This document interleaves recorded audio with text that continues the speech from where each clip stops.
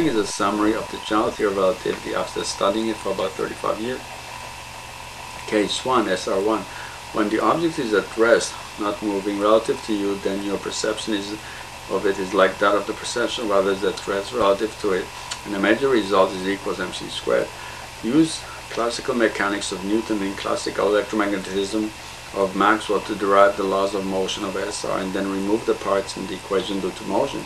Really, time may be still distorted in that you don't know a planet or a star existence is far away, and light from it didn't get to you, or may have passed your point long ago. Case 2, SR2, just compares your perception of an observer of an object that is moving under no force in a linear fashion, inertia alone, a force applied before and removed, relative to you, to the perception of an observer of the same object by someone who is stationary relative to the object. Case 3, SR3, just compares your perception as an observer of an object that is moving under no force in a linear fashion, inertia alone, a force applied before and removed, relative to you, to the perception of an observer of that same object by someone who is also moving under no force in a linear fashion on the same path but with a different speed, inertia alone, relative to the same object. So SR applies to both of your perceptions of the same object, and you just relate your perception to his perception. Case 4, for the general theory of relativity, GR just compares your perception as an observer of an object that is moving under a force, have curvature of revolution or rotation, and possibly inertia to the perception of an observer of the same object by someone who is stationary or moving but not accelerating, or no curvature relative to that object. That is, SR applies to the other observer, but is more complex in your case. Maybe it covers both cases of objects curving in orbit around you and object curving away from you as well. Case 5. Did Einstein discuss the question mark? GR2 just compares your perception as an observer of an object is relatively accelerating to you, i.e. it is moving under a force, have curvature of revolution or rotation, while you are moving under a force, and possibly there is inertia to the perception of the same object by someone who is also relatively accelerating by a different degree of acceleration relative to the object. Is this a more complex theory than general relativity? Indeed, long ago they gave a prize to someone for someone to describe the theory of relativity in a few sentences, and Einstein said that he could not do it! This is from page 14. All quantum mechanics does is give two major ways of describing objects, i.e. electrons in orbits in atoms, similarly to what Newton did 300 years ago for the orbits around the sun and the cosmos, or our solar system. They added the theory of probability since objects are very small in atoms and light is used to observe them. Also because of slit experiments, so it's difficult to observe small objects. The electron is 1,000 times lighter than the neutron or proton in the nucleus. Okay, postmodern psychology. Really, Immanuel Kant argued that we have limits in what we can know. We can only know psychology partially even. He limited our intellect and our sensory organs. David Hume really began the skeptical attitude in a major way. Or maybe Ghazali, or before that in Islam, or Kreskas in Judaism, or Galileo in Christianity. Albert Einstein really showed that we can know the world using our senses, but the sensory organs are limited as a source of knowledge since we can have things moving too fast in his theory. Werner Heisenberg, etc. show that we can know the world using our senses, but sensory organs are limited since we can have things that are too small for our theory. Kurt Gödel argued that we have limits in what we can think and know. In a way, he limited science, not just mathematical logic, since science uses mathematics. Page 15. Okay, how does this compare to the lecture that Elvis did in Hawaii in 1973 in front of 1 billion people? He did. Einstein, Elvis did not write any of his songs himself, but he looked good, especially when he was young, and he had a nice voice and could dance, etc. But this is much more complicated, and I wrote it myself. I'm just reading it.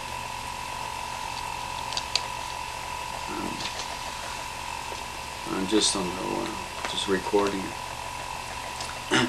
Ludwig Wittgenstein argued that we cannot really know anything about the world. All we really know is language, school of analytic philosophy.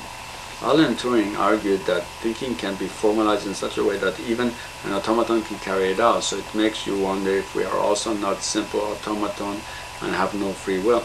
So it is really an attack on religion which presupposes free will, as we said, according to Maimonides and Einstein, but should at Kant if identify religion with morality like Jesus and Kant do. Grand unification theory. Whereas Einstein told us how we perceive the object as distorted by motion or acceleration in the theory of relativity, S and GR, so Heisenberg told us how we perceive objects as distorted as a consequence of its small size.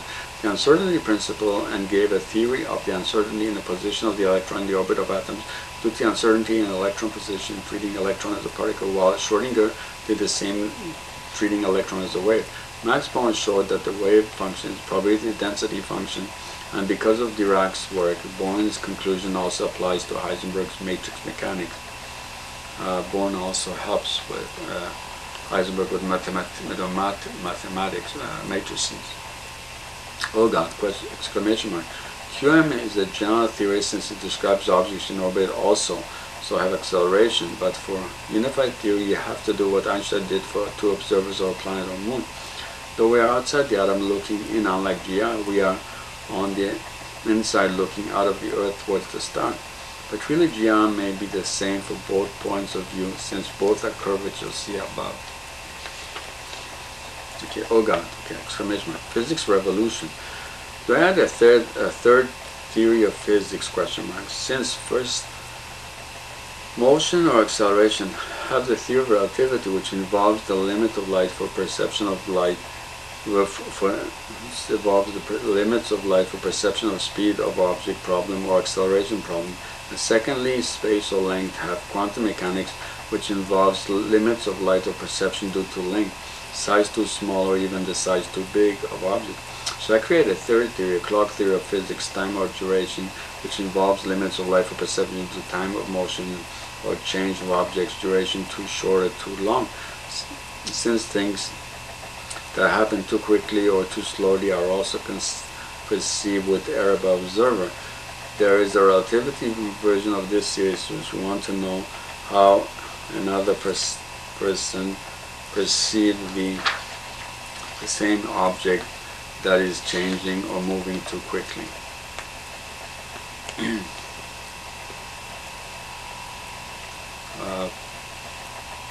Maybe this is the same thing, except it's not change with locomotion, it's change, another kind of change. So it's a bit different from Heisenberg. Really, physics today is more limited since Aristotle considered all four kinds of change in his physics, not just change in quantities of space with respect to time or change of velocity with respect to time. That is part of the locomotion type of change. He also considered change in quality, alternation, change in quantity, increase and decrease, and change in substance, generation, corruption as well. Aristotle considers change of free will, but he argued that it is impossible, as we have said before, and change due to chance he believed was really reducible to the other kinds of change. Wait a minute, exclamation mark.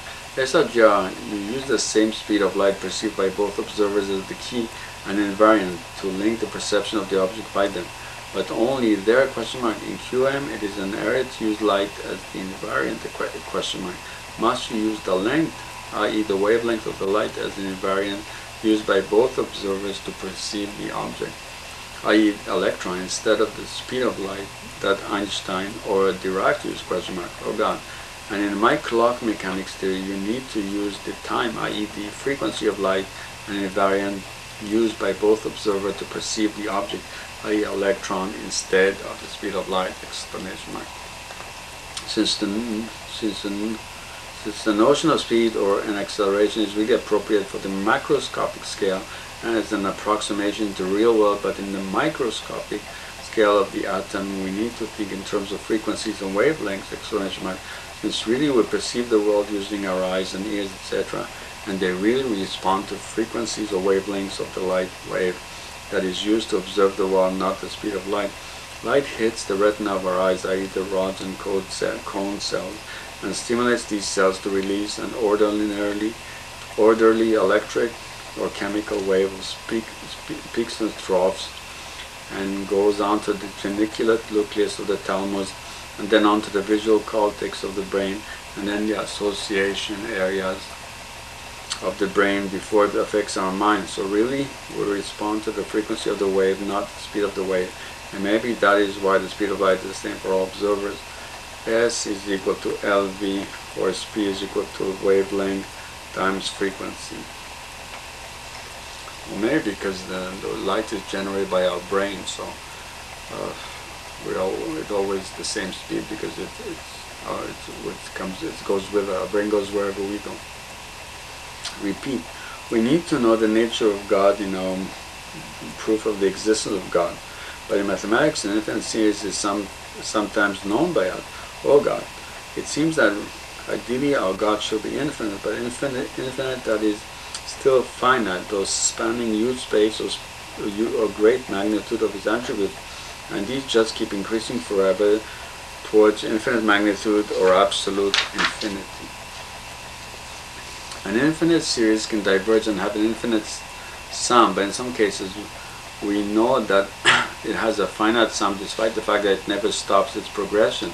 If a series is a sum of terms where you add terms that are smaller and smaller as you approach infinity, if God approaches infinity, then unlike the geometric progression, which gets bigger and bigger as you add more terms, God may be increasing by percentage or increments of what he is at each moment, which may be less and less. Or God may increase like an arithmetic progression or a harmonic progression, which has terms that get smaller and smaller. And it can converge to a finite sum, and we can replace the infinite series by a simple equation, or vice versa. See also moment-generating functions in combinatorics mathematics or probability theory mathematics. Or we can use the method that if we have a remainder, after we stop the infinite series, after a finite series of terms have been calculated, there are cases where we can calculate what error or upper bound for the remainder of the series is that we left out from our sum.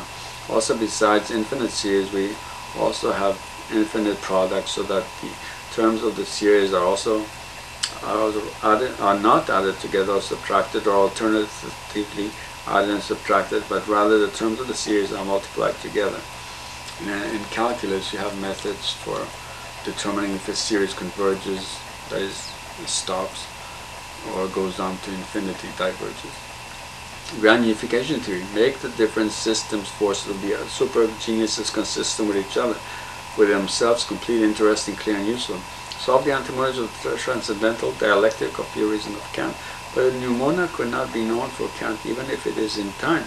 What can be known is that there is a distinction of phenomena pneumona if we believe there is a free will, which we do not, which we do believe if we accept the logic or morality and the existence of God as people do. So we believe that pneumona are outside of time. Since we believe that we are free and we believe that God exists, we also believe in the immortality of the soul as well.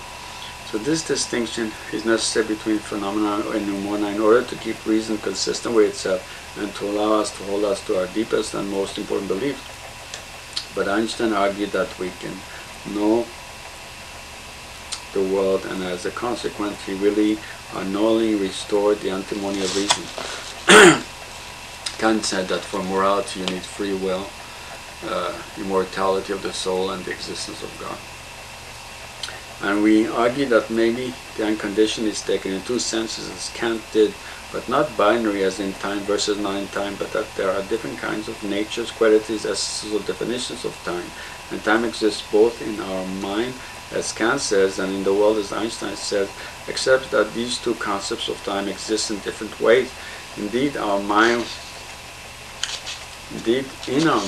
we agree with St. Augustine that the past is just given by our memory and the future is given by our expectation based on the past, and only the present time exists. This is an important extension of Aristotle's conception of the concept of time. And outside our mind there is no force like our intellect that unified time in the manner described by St. Augustine. Consider the notion of time first. Aristotle said that in the world only the present exists, since really time is the transition of the future into the past, and this is transition which is the present. Time is really indivisible, simple. Since the past time does not exist, the proof being that it is by nature no more, and the future does not exist, the proof being that it's by nature not yet, and only the present exists, and it is by nature indivisible. The proof being that if it was divisible, it would put the future into the past, which is impossible. Right, he defines the present as a future transition to the past, so it's a transition, so you can't split it, I guess. Also, time cannot have a beginning or an end. The proof being that it is just the present instant, which is indivisible. Okay, so this may help prove the immortality of the soul, if our soul help ensures the eternity of time. So time outside the mind is different from the nature of time inside our mind, since even time is constructed by our understanding, like Kant says, experiences, or perhaps it is the faculty of intuition that constructs the time in our mind, and thus there results what we may call a psychological time in our mind, as opposed to what we call a physical time in the world. Super critique of Kant, and Kant failed to see